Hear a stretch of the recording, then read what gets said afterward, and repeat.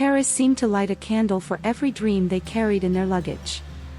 The late afternoon sky washed the city in a gold that dripped down the stone facades, and the spring wind carried the scent of warm bread, light rain, and promises. Jessica, 23 years old, tall, with the firm shoulders of someone who had carried models and sleepless nights, walked with determined steps down Rue des Abysses. Her loosely contained blonde bun suggested both haste and casual elegance, like someone accustomed to arriving first. Beside her, Margot, 22, light brown skin and eyes reminiscent of melted chocolate, absorbed every detail with attentive quietude, the kind of sensitivity that finds poetry in a worn handrail, in a slanted shadow over an iron gate. In their hands, they held a coffee-stained map, and in their eyes, a joy that made time seem elastic. The trip, which began as a graduation celebration, was already born with the whisper of something greater, invisible and suspended, like a bridge no one sees but feels. "This is where they say artists used to come to hide from the rush," said Margot, pointing to a narrow staircase leading up to a hidden courtyard. "Hide from the rush." Jessica smiled. "I should have lived here last semester. You would have decorated the courtyard with deadlines. And you would have photographed every crack." They laughed, and the lightness swept away the previous silence, the kind that arises when a city is too big to fit in one's chest.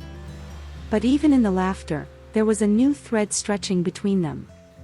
Nothing to be named. Just presence. Margot noticed the way the light fell on Jessica's neck, an illuminated whiteness contrasting with her denim jacket. Jessica perceived the precise calm with which Margot tucked a strand of hair behind her ear, as if she learned the world through touch. The attraction, mute and civilized, walked with them without making a sound. They climbed the hill of Montmartre, and their hearts beat to the rhythm of the city, a distant accordion, an impatient car horn, the click of a camera that had learned to tame haste. Jessica spoke of the Eiffel Tower's iron structure as if deciphering a musical score. Margot, softer, spoke of facades as if reading skin. The difference between the two was a kind of harmony. Jessica was an angle, Margot was a curve. Jessica was the stroke of a line, Margot was the shadow that gives it depth. Along the way, they stopped at a tiny cafe, with a zinc counter and window boxes of geraniums. The doorbell rang as they entered, and the barista, with a tilted beret, smiled as if he had been expecting them. The warmth of the place took the chill from their fingers. The aroma of ground beans, butter in the air, voices whispering. They sat side by side on the bench against the wall. The contact of arm against arm came naturally, without calculation. Their skin touched through the fabric of their sleeves, and a discreet shiver passed from one to the other like a silent current. Margot did not move her arm away. Neither did Jessica. The world narrowed, and their conversation turned into background music. "Imagine if we lived here for a semester," said Jessica, looking at the menu but thinking of a balcony with plants and stacked books. "I would wake up early just to photograph shadows," replied Margot. "And you would come back late because of the studios. And we would complain about the price of the metro. And we would celebrate the cheap bread. And we would argue about nothing and laugh again. And I would drag you to see a stained glass window at 7 in the morning." "I would go," said Jessica, too quickly, like someone discovering they were already in agreement before being invited. The waiter brought coffees and a small plate of madeleines. Margot broke one in half, offering a piece to Jessica. The simple gesture brought the still warm sweet smell. Jessica took a bite and felt the sugar crackle, the butter melt, the warmth spread in her mouth, an invented childhood in the adult city. There was something intimate about sharing a sweet, as if sharing a memory that did not yet exist. Margot averted her gaze to the street, not to disguise anything, but to give space to her own heart. The window framed people hurriedly passing by with umbrellas. Inside, everything moved slowly. They left the cafe as the light began to change. Paris has an hour when the day turns liquid, and it was at that hour they found, on their printed itinerary, the name of a local guide who offered tours of modern architecture in less obvious neighborhoods. "Louise," the card said, with a number under a drawing of a dome. Jessica put the paper in her pocket with the practical gesture of someone organizing plans. Margot noted it mentally, with the care of someone who senses a future memory. They did not yet know that the name, such a brief word, would be a match struck on old wood. They walked to the hotel at dusk. The lobby smelled of lemon and waxed wood. The old elevator creaked with elegance, rising slowly, and the two of them fit into the mirror at the same time, side by side, shoulders almost touching, breath synchronized. A second more in the reflection would have been too much, a second less would have been too little. Margot adjusted her necklace as a pretext not to look directly at Jessica. Her hand trembled slightly, just enough to reveal. Jessica saw the tremor, and something inside her shifted, a formless question, an "what if" that did not frighten, but called. In the room, white curtains and a narrow balcony overlooking slanted rooftops. Jessica opened the doors and let the air in. Margot lay down for a moment on the bed, her body tired from the jet lag, her face turned towards the light. There was a calm beauty in the way she occupied the space, as if the room were a page and she knew where to place each word. Jessica observed without guilt, the line of her chin, the curve of her shoulder, the warm glow her skin acquired under the remaining sun. It was not new for Jessica to notice people. The new thing was the intensity with which she noticed this friend. "Did you hear that?" Margot asked, eyes closed. "What?" "That sound. It sounds like rain." "It is rain." Jessica leaned out on the balcony. "Or Paris rehearsing a secret." The first water met the city, and the smell of new rain rose like a memory. Margot sat up slowly, her loose dark hair falling down her back. Jessica came inside, closing the door gradually, as if postponing the end of an act without meaning to. The two stood, too close to pretend casualness. The distance between them became a character. Margot smiled, a small smile, almost a silent request for the world to speak more softly. Jessica responded with another smile, slightly crooked, a shy confession that something was beginning to make sense where before there were only habits. "Tomorrow," said Jessica, breaking the spell gently. "What time is the tour with the Louise?" Margot completed, as if savoring the name was part of a ritual. "That Louise. 10 in the morning, at the Anvers Metro." "Perfect." Jessica took a deep breath. "It will be good. To see other parts of the city. To see other parts of us," Margot thought, but did not say. She stored the phrase in her heart's pocket, like someone storing a note for the future. The night fell without haste. They went to dinner in a narrow bistro, where the kitchen was open and the heat from the stove drew halos in the air. The handwritten menu, the clinking of glasses, and old and low music. They sat facing each other, their hands sometimes crossing paths with the cutlery, like an improbable dance. Jessica spoke with brightness about invisible structures that support cathedrals, and Margot, inwardly, thought about the invisible structures that support confidences. There were moments of silence, but they were not empty, they were pauses for the senses to arrive before the words. "Are you happy?" Jessica asked, suddenly sincere, as if the question could illuminate an entire room. "I am." Margot held her gaze. I think it's been a long time since I felt so close to who I am." "Paris does that. Sometimes it's not the city." "What is it, then?" Margot smiled slightly. "It's who you walk with." The waiter brought the bill. Outside, the street was wet, and puddles reflected the shop windows as if holding parallel universes. They walked back slowly, avoiding people with umbrellas, sharing the same sidewalk space. A car passed quickly and splashed water on the hem of Margot's coat. Jessica, without thinking, touched the fabric to see if it was very wet. The gesture was brief, but it remained. The warmth of her hand, even through the cloth, cut through the night. In the room, they brushed their teeth one at a time, like a small ritual of independence. Jessica let her hair fall from the clips, and Margot, upon seeing it, felt a warm current down her back, effortless beauty always has something dangerous about it. The lights were dimmed until only the lamp on the desk remained, a circle of yellow clarity that turned the space into a confidence. Jessica opened her laptop to check the next day's itinerary. Margot leafed through a book of old photographs of the city. The minutes stretched, comfortable. It was then that someone knocked on the door. 3 dry, polite knocks. They looked at each other.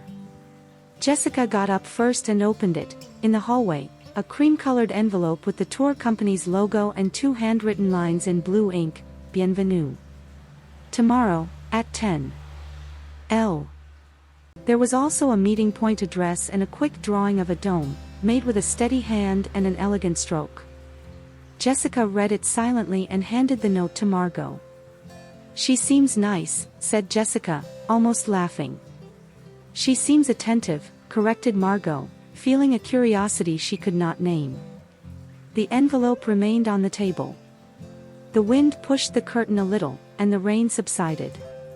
Jessica approached the window. Margot stayed where she was, observing her friend outlined against the city, like a silhouette that had learned the exact contour of the world. There was a question stuck in both their throats, but neither found a safe translation. Not yet.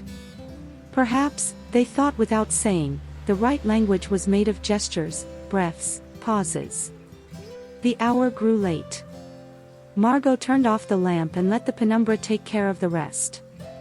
Jessica pulled up the covers, lay down on the other side, and they both lay on their sides, facing the ceiling, listening to the sound of the building, distant steps in the hallway, a gate closing on the street. The city slept with one eye open. Margot wanted to say goodnight, but bit the word. Jessica wanted to ask if her friend's heart was also beating fast, but remained silent. The space between the beds seemed smaller than before. It was as if Paris, a gentle conspirator, was bringing closer everything that needed to be closer. "Margot," Jessica whispered, in the dark. Nothing. I forgot." She had not forgotten. She only postponed. Margot's sigh answered something that could not be contained in a sentence, and the silence that followed was the fullest of all, as if an ajar door waited, patiently, for the right hand. On the table, the envelope with the blue handwriting had a discreet glow. "Tomorrow, at 10, Anvers Metro." The city had already set the meeting. The rest would be up to what was beginning to be born now, between the breath of one and the courage of the other. And when the wind moved the curtain again, the streetlight's light drew a silver line on the wall, crossing the room and stopping at the envelope, as if pointing to a destiny. Margot turned on her side, not knowing that Jessica was doing the same, almost at the same moment. Their eyes met for a second in the penumbra, like lighthouses recognizing each other in the sea. Then, before they could say anything, the distant sound of a siren made the night change its tone. The gaze, which would have already been too long, was interrupted. It hung in the air, like a thread of voice promising to continue on the next breath. And it would continue. But not there. Not yet. The morning was born clean, with an unhurried blue over Paris, and the cold air had that rare scent of freshly ironed clothes, bread in the oven, and old stone warming slowly. Jessica and Margot went down to the lobby before 10, punctual as those who respect the rituals of a city that breathes history. The hotel clock showed 9:47 when the revolving door brought Louise, and it was as if a window opened within the day. Red hair tied in a low bun, a cream scarf adding color to the collar of her trench coat, a sketchbook in her left hand and a practiced smile in the small curtains of French courtesy. Her voice, when she said, "Bonjour," came with the music of someone who knows every syllable of the city. "Louise?" asked Jessica, already extending her hand, always practical, spine straight, light eyes attentive to the ensemble of someone who seemed to have stepped out of a magazine photograph. "Enchanté," she replied, and her gaze lingered for a second longer on Margot, as if a detail of light required contemplation. They walked towards the Anvers metro. Along the way, Louise guided like a discreet conductor. With small gestures, she showed little stories of iron and glass, pointed out ornaments time had almost erased, translated the language of gates and domes as if reading old letters.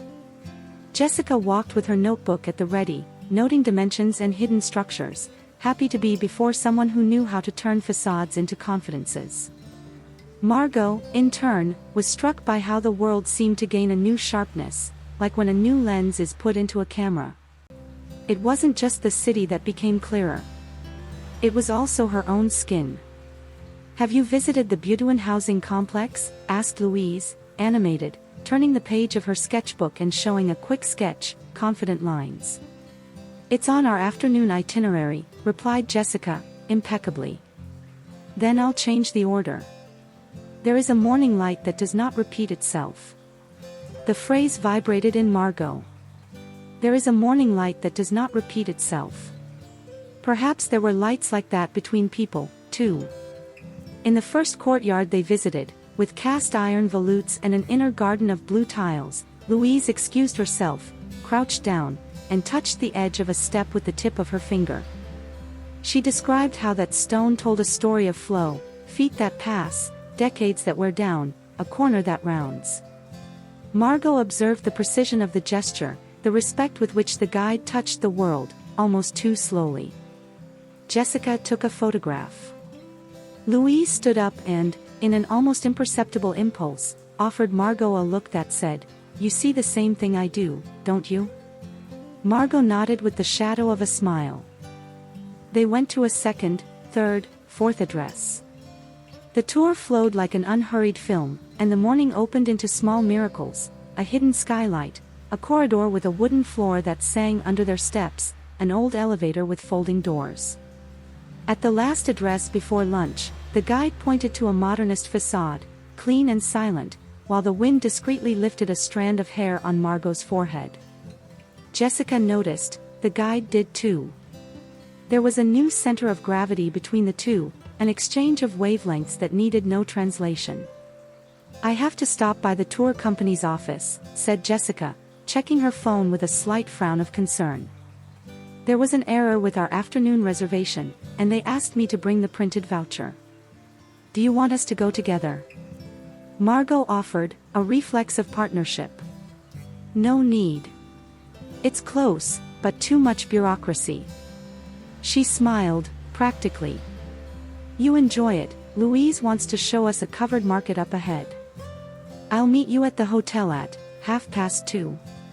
2:30, repeated Louise, confirming with the serenity of someone who has already reorganized an entire map in her head. They said goodbye on the corner of a cobblestone street. Jessica walked away with firm steps, a cream envelope in her hand, focused on solving what needed to be solved. The clock showed just past noon when Louise turned to Margot with a slight sparkle, a noiseless invitation. "There's a market around here with a beautiful glass roof." She tilted her head in the direction of the block. "And a hidden cafe in the back. And the morning light." Margot teased, remembering the phrase. "It's still morning, if we want it to be." They walked side by side, their bags lightly bumping against their hips, the world reduced to a corridor of smells, fruits, cheeses, fish on ice, bread with crackling crusts. Louise talked about details, the curve of iron supporting the ceiling, the design of the old market cart tracks, but there was already another conversation happening beneath the conversation. A brushing of hands when they passed together through a narrow passage. Pardon me," said two close, with their breath mingling for a second. The afternoon seemed warmer inside that glass. In the hidden cafe, two steaming cups and a square of apple tart shared as if sharing were an intimate language. The silence between sentences had a soft weight. Margot, who was always careful with absences, felt whole there. Louise, who had practice in discovering the textures of cities, was now discovering the textures of a face known for only a few hours, the tilt of Margot's head when she laughed softly, the way she held her cup, with her fingers in a half-moon, her habit of looking first at the window's reflection before looking at the person, as if she wanted to assure herself the world agreed. "I'm going to say something that might sound too soon," Louise began, with tranquil courage. "But there are days that are like quick bridges. We cross from one side to the other and, when we see, we are already on the other side. Margot took a second to respond. And if we have to go back? She asked, sincerely, with her whole life embedded in the question. Going back is another bridge. Louise smiled. And you don't have to cross any you don't want to. Outside, a passing rain touched the glass. Paris seemed to give discreet blessings. The clock advanced. Jessica, in another part of the city, waited in a room with tourism magazines and a stubborn printer. The attendant asked for a few more minutes to reissue the voucher and correct a detail in the system. 1 hour turned into an hour and a half, and then 2. 2 phone calls, 1 signature. Life sometimes asks for interludes. You said your hotel has a nice balcony, said Louise, with studied casualness, already on the way back. It does. Margot looked at the floor for a moment, then at Louise's face. Do you want to see it? I want to see the morning light that remained from the afternoon, replied the guide, and the phrase, half laugh, half poem, opened a corridor of possibilities. They rode the old elevator up, laughing. The mirror gave them back, close, and in the reflection there was something new that they both saw at the same time. The hallway on their floor was silent, with carpets that swallowed their steps. Margot's hands trembled, slightly, like someone holding a very fine glass. The key turned, the door opened, and the room received them with curtains dancing slowly. Margot left her bag on the chair, and Louise, without haste, walked to the balcony. She placed her hand on the parapet, breathed in the damp air, and turned around.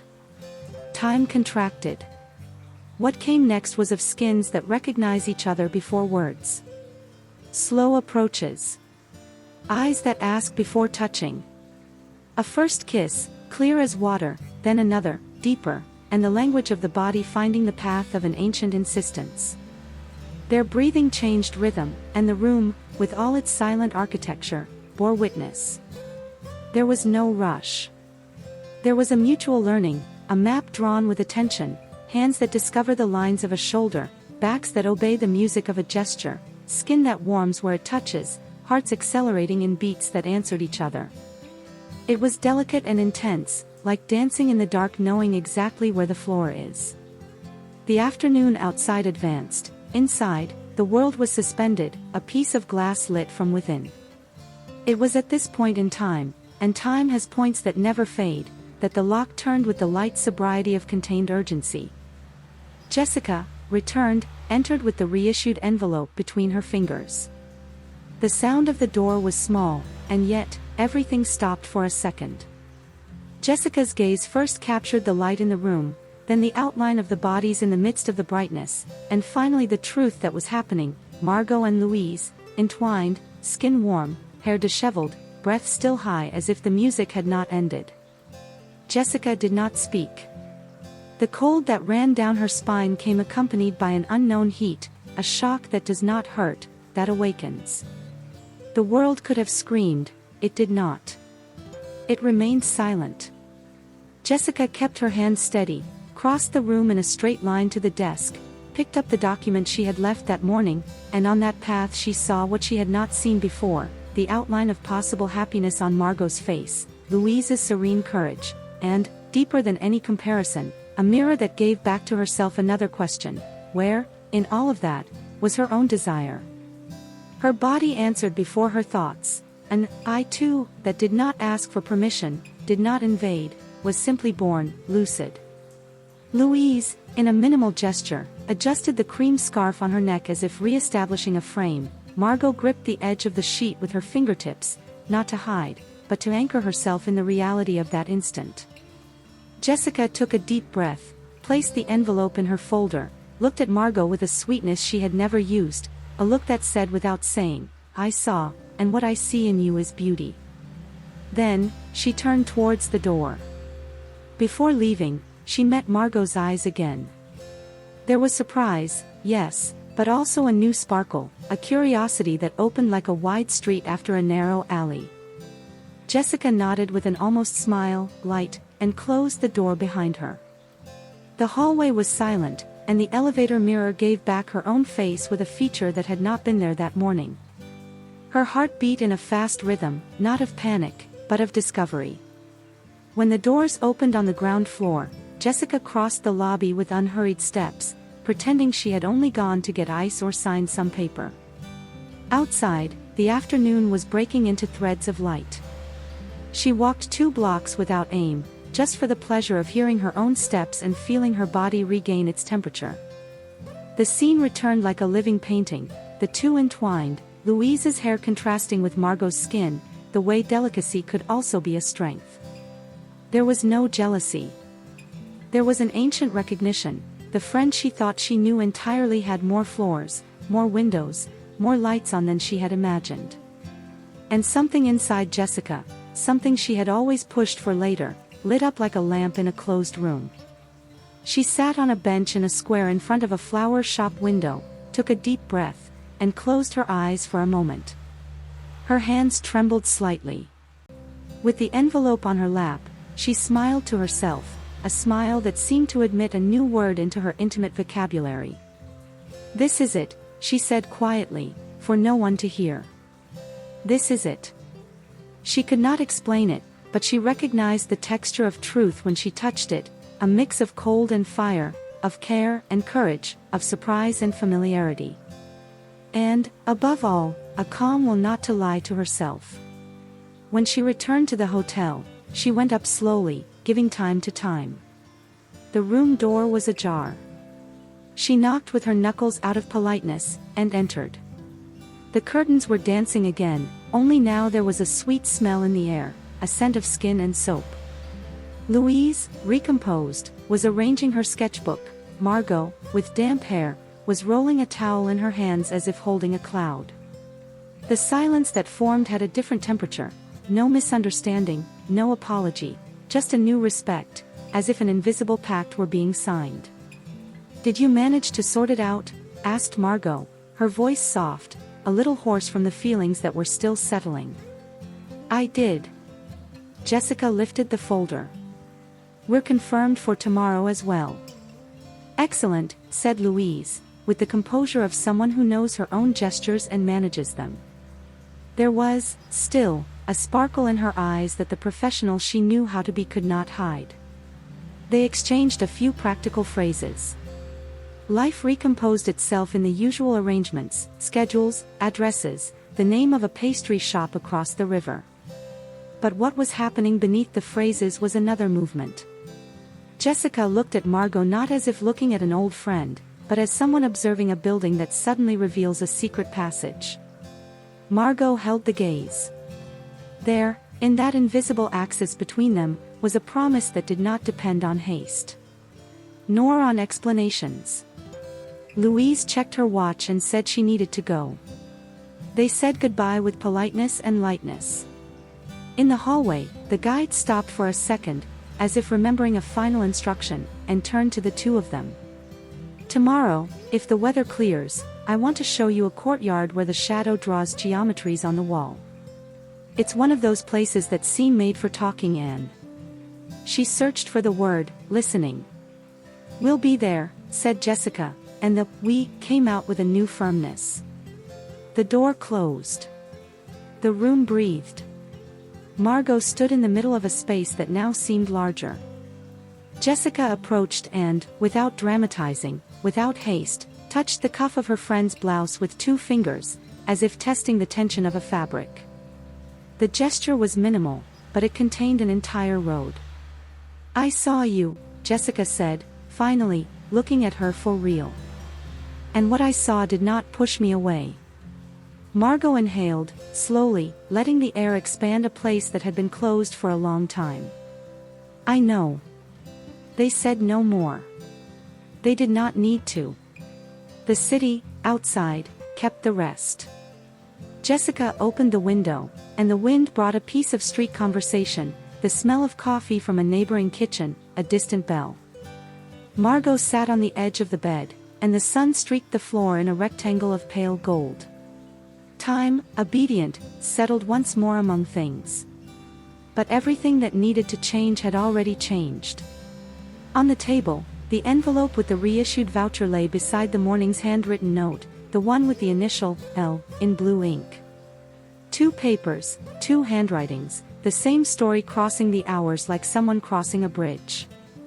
And, when the two looked at each other again, there was an exact pause, an interval that was no longer silence. It was a warning of the rising tide. 2:30. Margot asked, remembering the arranged meeting time. 2:30, confirmed Jessica, and the smile, this time, held a mystery from which she no longer wanted to flee. The rest of the afternoon ran with the gentleness of a river after a storm, a long bath, a fine-toothed comb over the map, a simple dress, a less tight bun, a forgotten lipstick at the bottom of the toiletry bag. When they left, the elevator mirror gave back 2 women of 23 and 22 who seemed the same as in the morning, and yet, all the others. In the lobby, before the revolving door delivered them to the street, Margot touched Jessica's shoulder in a gesture of nothing, almost invisible. Jessica turned her face, ready to listen, but the phrase remained suspended, like a bridge that would only be crossed at the next turn. And it was with this gentle promise that the two left the hotel. The train was leaving Paris behind, and the windows reflected the morning in motion. The two were sitting facing each other, separated by a small wooden table and a silence that seemed denser than the air itself. Jessica was leafing through an architecture magazine, but she was not reading. The sound of the tracks repeated like a heartbeat, measured, insistent. Sometimes, her eyes would rise from the page and meet Margot's, and then return quickly, as if they had touched something too hot. Margot looked outside, where the French countryside dissolved into shades of green and gold. She still carried on her face the remnant of what she had experienced with Louise, a mix of calm and vertigo, of someone who crossed a line and discovered the other side is more beautiful than they were told. Jessica, on the other side of the table, observed this serenity with something she could not name. Was it envy? Was it desire? Was it just curiosity? She did not know, but the fact was that, since that afternoon, everything coming from Margot seemed to have a different color. "Can I ask you something?" said Jessica, closing the magazine. Her voice came out in a lower tone than she expected. "Of course." That day, with Louise. The phrase hung in the air, naked. How did it happen so quickly? Margot took a deep breath. A blush rose to her face, first soft, then more evident. She lowered her gaze, as if seeking the words on the floor. "It was the moment," she replied, with a half-embarrassed smile. "A wave. I can't explain." "A wave?" repeated Jessica, leaning forward, elbow on the table, eyes fixed on her. "Yeah. Since we arrived in Paris, I already felt." Margot hesitated, biting her lip. "Something that was growing, you know. A warmth, a desire to let go, to stop thinking so much. And when Louise looked at me, it seemed like she saw what I was hiding even from myself." The train passed through a tunnel, and for a moment their reflections merged in the window glass. Jessica observed the superimposed image and felt the same shiver from the previous afternoon. A light chill on her spine, accompanied by a warmth in her hands, a confusion of senses. "And you didn't think of me?" she asked, with a tone that sounded more intimate than she intended. Margot looked up, surprised. "I did. In the sense of that perhaps you would judge me." "I didn't judge." Jessica shook her head slowly. "I just didn't expect it." The silence returned, but it was a living silence. Jessica observed every gesture of her friend, the way she tied her hair in an improvised bun, the way her necklace fell between her neck and the light neckline of her blouse. The entire trip seemed to conspire. The sun came through the windows, the locomotive rocked in an almost hypnotic rhythm, and Margot's skin had that glow of someone who still carries the touch of another person. In the dining car, they ordered white wine and 2 portions of cheese. Jessica raised her glass, and her gesture was slow, studied, as if each movement had weight. "You seem different," she said, observing her. "Different how?" "I don't know. as if you discovered a part of yourself I had never seen. Margot shrugged, a small gesture, but revealing. Perhaps I have. And did you like what you saw? I did. The reply came quickly. It was like remembering something that was already mine, but I had forgotten. Jessica smiled, a smile that was half provocation, half surrender. I wish I had seen that happening, she said, looking straight at Margot. The wine glass hung suspended between them, and the train continued, indifferent to the weight of those words. Margot averted her gaze, but there was no discomfort, there was controlled fire. You saw enough, she replied, in a low voice. Perhaps not enough, Jessica countered, letting out a short laugh, but the laughter died on her lips. The train crossed the border from France into Italy, and the landscapes changed color. Hills, vineyards, small villages with ancient towers. The air seemed warmer, thicker. Margot took off her jacket, and the strap of her cotton dress slipped off her shoulder, revealing a part of her golden skin. Jessica looked away too late. Rome will be different, she said, trying to sound casual. In what sense? I think we will find out. The arrival in Italy brought the enchanting chaos of Italian stations, voices in chorus, suitcases rolling, smells of coffee and smoke. At the hotel, the rooms had balconies with views of terracotta-colored rooftops. Jessica threw herself onto the bed, exhausted. Margot opened the windows, letting the warm wind in. Her dress clung to her body, and the air seemed to become dense, charged with something that was not just heat. You're sweating, Jessica commented, half laughing. It's hot, replied Margot, fanning herself with a map. And the air seems electric. Rome has that effect, said Jessica, but what she wanted to say was, you have that effect. Later, they went out to dinner at a small restaurant. Candlelight drew shadows on their faces, and the red wine, fuller-bodied, made the words flow with less control. They talked about Renaissance architecture, but every sentence seemed a detour to another subject: bodies, forms, senses. Italian constructions are more passionate, said Margot. You feel they were made with emotion. Perhaps that's why they last so long, replied Jessica. What is made with emotion always lasts longer. Their eyes met for a second longer than acceptable. A waiter passed by, breaking the spell. Jessica played with the ring on her finger, and Margot observed the gesture, as if deciphering a hidden intention. Aren't you going to ask if I thought of you after that day? Margot teased, smiling with the corner of her mouth. Jessica leaned her elbow on the table and leaned in. Do I need to ask?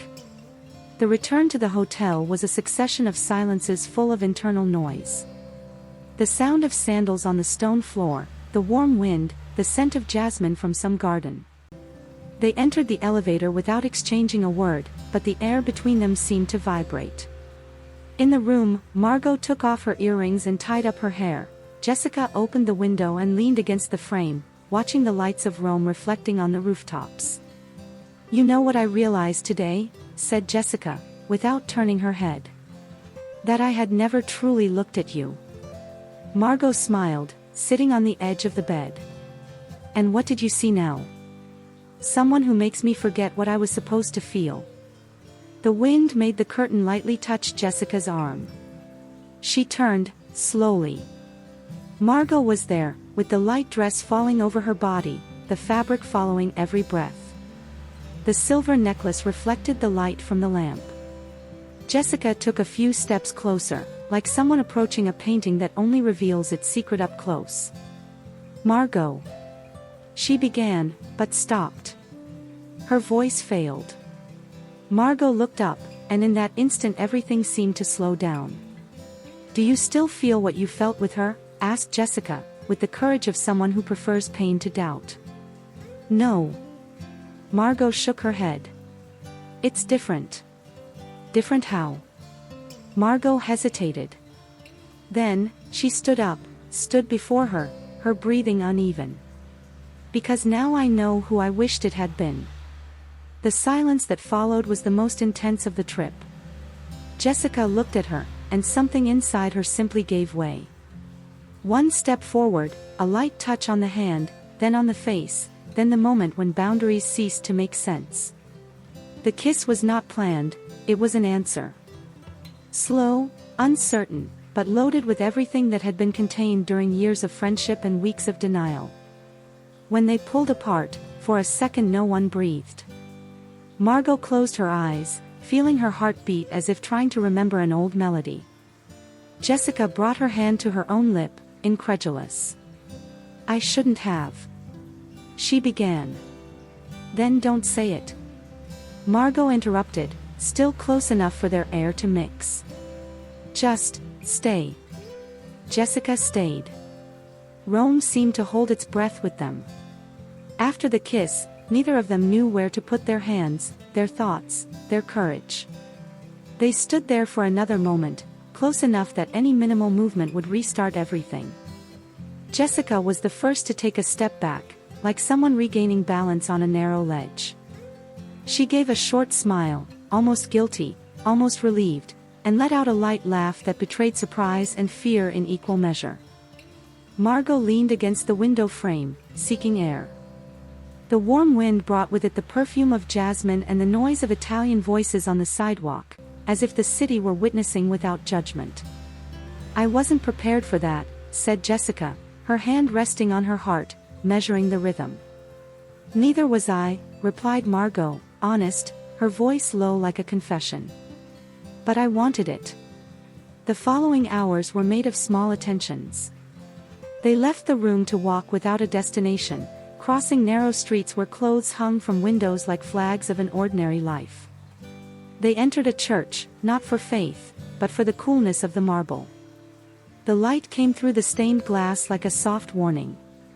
They sat in the last pew, and the silence inside had a clean texture, capable of ordering what was still chaos. Jessica looked at her hands, as if something she needed to decipher was written on them. Margot watched her out of the corner of her eye, memorizing every vein of that instant. "What are you afraid of?" asked Margot, without dramatizing. Jessica took a while to respond. "Of messing everything up." "And what if everything is already messed up, and we're just admitting it?" Jessica let out her breath through her mouth, almost a laugh. "I've always hated admitting the obvious." They left with an unspoken pact, courage with kindness. The afternoon heat gave way to a warm breeze when they entered an old bookstore. The owner recognized them from another life that only exists in cities like that and pointed to a narrow aisle where rare editions of architecture competed for space with novels in worn spines. Jessica pulled out a book on Renaissance structures. Margot picked up a novel with pencil annotations. They stood shoulder to shoulder, the distance between them reduced to the width of a sigh. The touch happened without announcement, Margot's hand brushing against Jessica's as she returned a volume to the shelf. Jessica did not withdraw her hand. On the contrary, she turned her palm as if offering shelter. It was a small gesture, but it contained an entire revolution. On the way back, they bought figs and a bottle of wine at a corner grocery store. The owner wrapped everything in brown paper, and Jessica thanked him in hesitant Italian that made Margot laugh.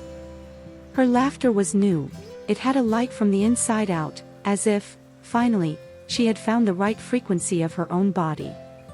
They climbed the hotel stairs without much conversation. In the hallway, they stopped in front of the window overlooking the rooftops. The city, seen from there, looked like a model burning with life. Back in the room, they took off their shoes, dropped the paper bags on the table, and opened the window wide. The wine went into short glasses, the figs, cut in a cross, opened like ripe flowers. Jessica bit a piece and got juice on her fingers. Without thinking, she licked the pulp that was dripping. Margot watched the gesture with her eyes, feeling a familiar warmth run down her back. Jessica noticed the movement and, without any hurry, offered Margot the other half of the fruit. The sweet, deep flavor exploded in her mouth, and for a second the world reduced to that exchange: one fruit, two breaths, an entire summer. "What do you need me to say?" asked Jessica, placing her glass on the table, determined not to run away. Nothing, replied Margot, moving a little closer. I need to feel that you are here. I am. Jessica held her gaze. For the first time, I truly am. From there, the night was a collection of almosts. Hands that searched for a path and retreated out of care. Eyes that met and looked away a second later, not out of shame, but to increase the desire. Jessica ran her fingers over Margot's collarbone like someone drawing a project line, attentive, precise, delicate. Margot touched the nape of Jessica's neck, and that simple touch brought a shiver that rose to the root of her hair, making her close her eyes reflexively. When she opened them, there was a new decision in that light blue. If it's too much, you tell me, said Jessica, and the phrase came out as a promise. If it's too little, I'll pull you, Margot retorted, smiling, and they both laughed with a relief that was also courage. The night grew fat with details. The zipper of the dress sliding slowly, not as a conquest, but as permission. The hem of Jessica's shirt being unbuttoned with the care of someone learning a language. The skin asking for more, but accepting the body's time. With each advance, a pause, with each pause, a return closer. It was like walking through an unknown city with a reliable map. There was no rush, there was a desire to see every corner, to memorize every shadow. They went out to the balcony when the wind grew cooler. The nearly full moon drew a pale line on the parapet. Margot leaned her back against the wall, and Jessica stood facing her, a few centimeters away. The air there smelled of basil from some neighboring window. Jessica brought her hand to Margot's face and, before any definitive gesture, asked with her eyes. Margot responded with a minimal nod, a silent yes. The kiss that came was less uncertain than the first, more inhabited. It had no urgency, it had recognition.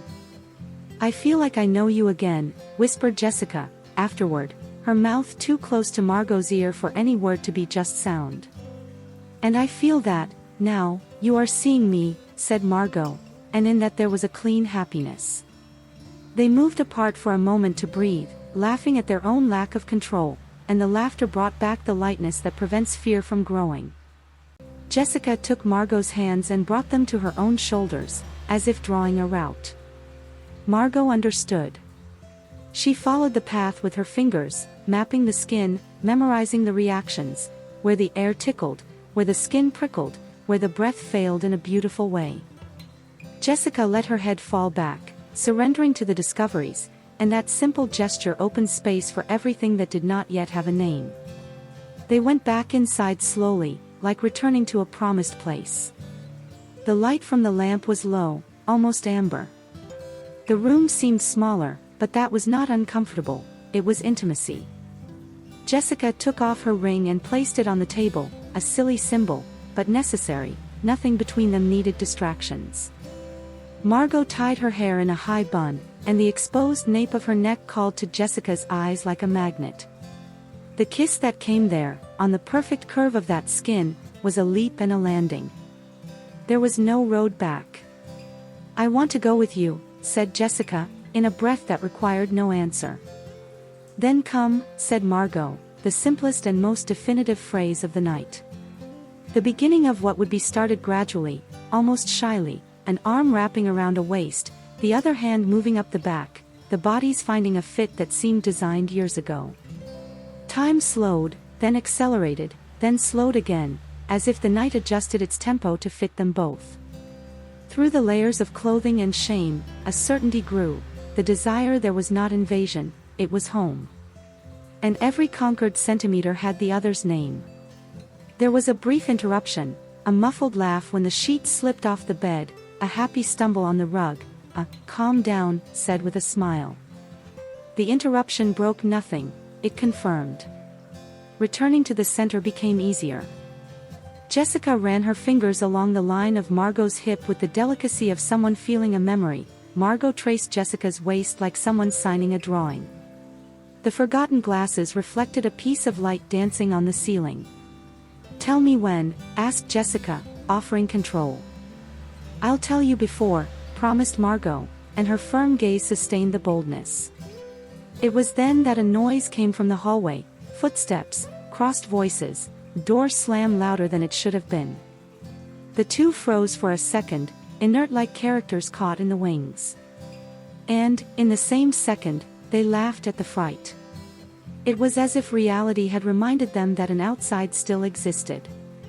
The laughter, however, also brought a silent agreement. They would go as far as was right that night and save the rest for a moment that demanded fewer distractions and more surrender. "I want to remember everything," said Jessica, touching Margot's forehead with her own. "Without rush, without haste." "Me too," replied Margot, and the kiss that sealed that decision was slow, full, asking for nothing beyond what their bodies had already said. The night wavered. The air grew colder, and they pulled the blanket up to their waists, sitting facing each other, like two teenagers exchanging secrets in the dark. They told simple things, from whom they inherited their way of making the bed, which city they found most beautiful at dawn, what fears they had of the future and what desires they had for the now. Each confession pulled another, and between the confessions there were touches that said, "I'm here," better than any phrase. When the cell phone clock flashed an improbable hour, they lay down side by side, turned towards each other, so close that one's breath was air for the other. Jessica traced the line of Margot's jaw with the tip of her finger, and Margot held Jessica's hand between them. The sound of Rome arrived through the window like a low song.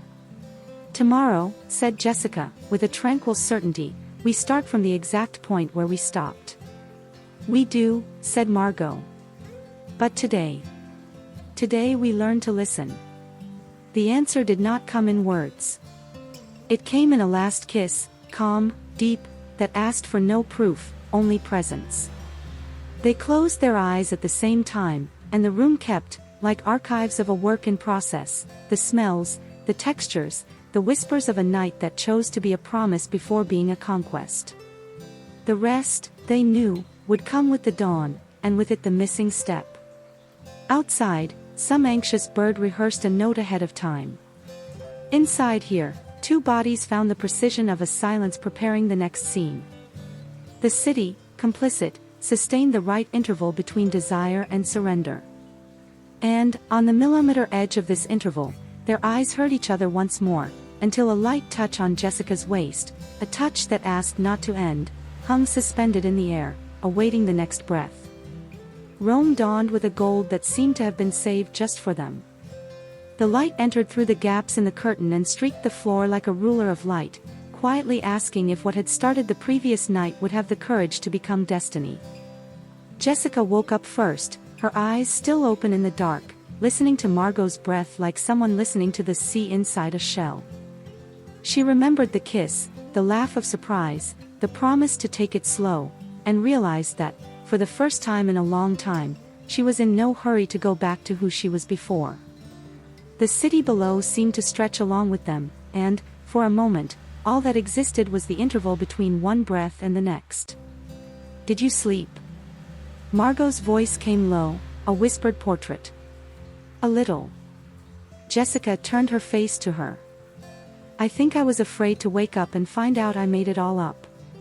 "Then let's make it up again," said Margot, and her smile came out serene, still with messy hair, her brown eyes with the shine of the right hour.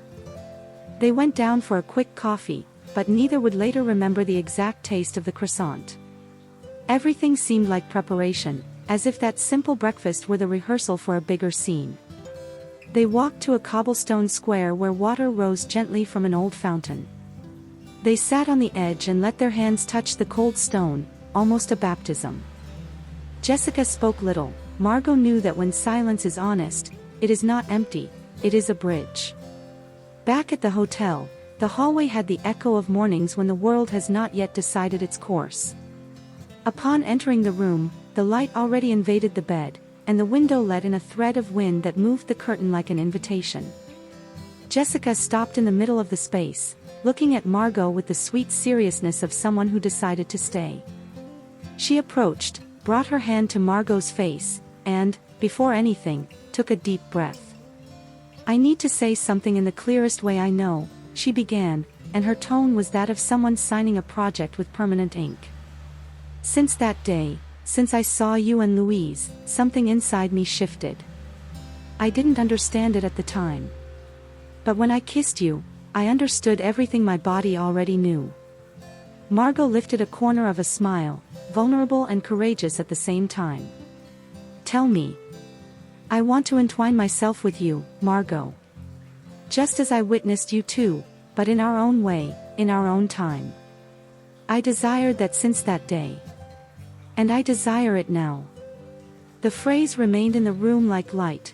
It did not burn, it warmed. Margot closed her eyes for a second, like someone receiving a childhood gift they thought was lost. When she opened them, there was a new firmness. She approached until the air between them was just a memory. The touch came first on the hands, then on the arms, then on the nape. It was a map remade live, without too many straight lines, without rush. Jessica tilted her face, found Margot's mouth, and this time the kiss did not ask for permission, it asked for truth. It was deeper, more certain, more whole. Their bodies responded like someone recognizing an ancient language. From there, the morning became a succession of small decisions, all important. Margot slowly unbuttoned Jessica's shirt, and each yielding button seemed to also open a room inside them. Jessica traced the line of Margot's shoulder with her fingertips, whispering, "Here," and that "yes" that came needed no sound. The bedspread slid off, the sheet was pulled with a nervous laugh, and that bed became a place with a name, home. The sun changed angle and lit up a part of the wall. The city, complicit, illuminated the scene like someone photographing the exact moment when the promise fulfills what it said. There was no urgency. There was cadence. Time began to obey a rhythm that was theirs, made of pauses that increased desire and advances that calmed it, like waves that come and go, refining the beach until they find the perfect contour. Jessica discovered that Margot got goosebumps on the curve of her collarbone. Margot discovered that Jessica lost her rhythm when someone held her open hand against her waist, with affection and direction. It was an intimate ballet, and yet, without choreography, the music happened in the touch, in the smell of soap mixed with skin, in the heat that rose slowly, in the name said quietly as if the name itself were an amulet. "Tell me if I go too far," asked Jessica, her mouth almost touching Margot's ear. "Pull me if I go too little," Margot retorted, and the phrase became a golden rule inside there. The world reduced to the rectangle of light on the floor, to the shadows the bodies made on the wall, to the fabric that yielded under the measured weight of a knee. The balcony remained open and brought the noise of the street, a lazy vendor, the distant bark of a dog, the horn of a scooter, sounds that anchored the miracle in the everyday, as if saying, real life is here, and it is right here that one loves. Jessica guided and was guided. Margot led and was led. And when time finally stopped pretending to be time, when everything that was not necessary left the scene, came that moment when two people know they have arrived together. It needed no name. Presence was enough. The body responding with a delicacy so exact it seemed like a continuous line drawing was enough. Afterward, they lay down for a while that no one counted. The sweat drying on their skin brought a pleasant chill, and the blanket rose like a cloud. Jessica turned her face and smiled, tired with a fatigue that does not weigh. Margot brought her hand to Jessica's hair and smoothed it like someone thanking without words. Outside, the light was already different. The day, generous, had granted an entire afternoon to love without a clock. "I am here," said Jessica, simple as someone saying, "Water." "I know," replied Margot, and the peace with which she said it was the confirmation that fear was, finally, outside. They showered together like people returning from the sea and carefully washing off the salt.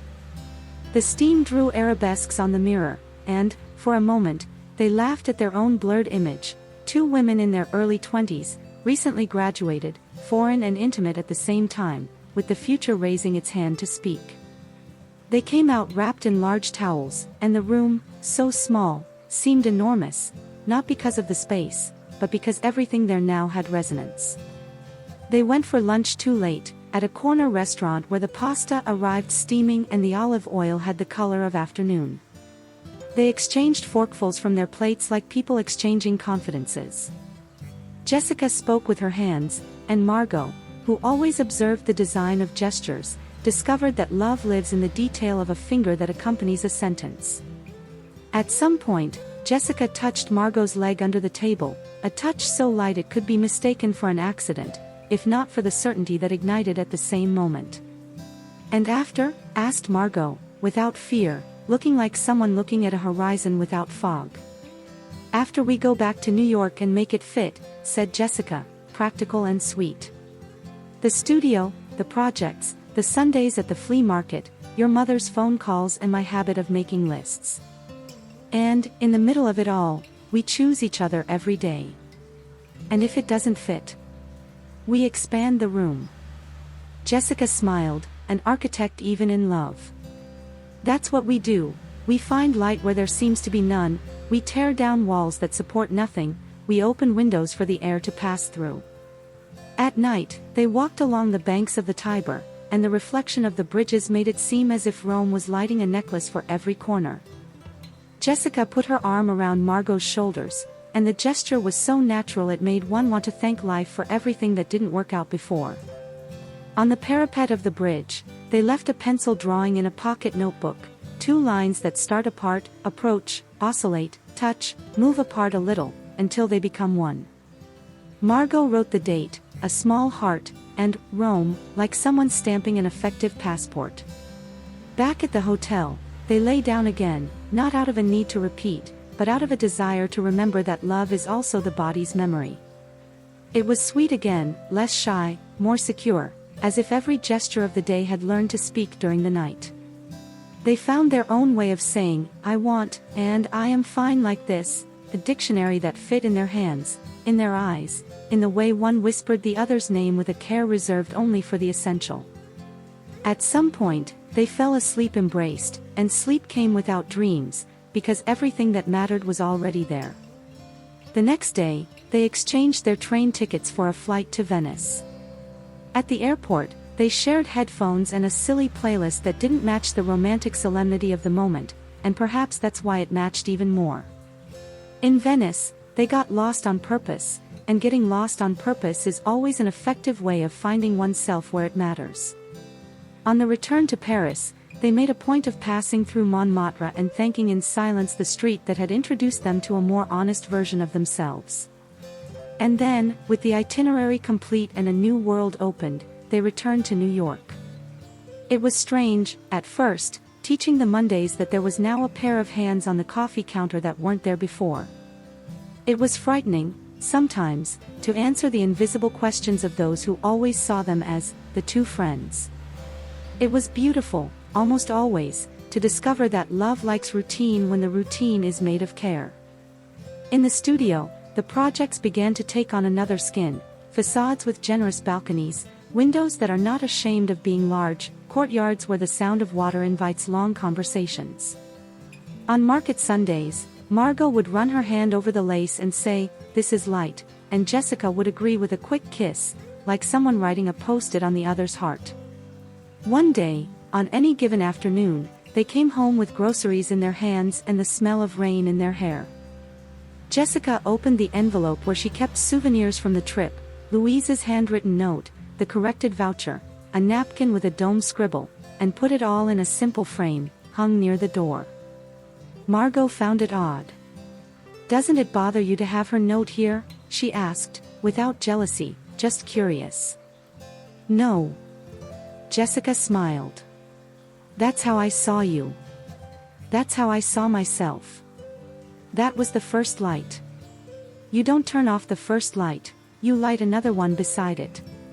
With time, they learned the rule that now sounded obvious to them: love does not need to fit into old frames, nor ask permission from labels that never fit properly.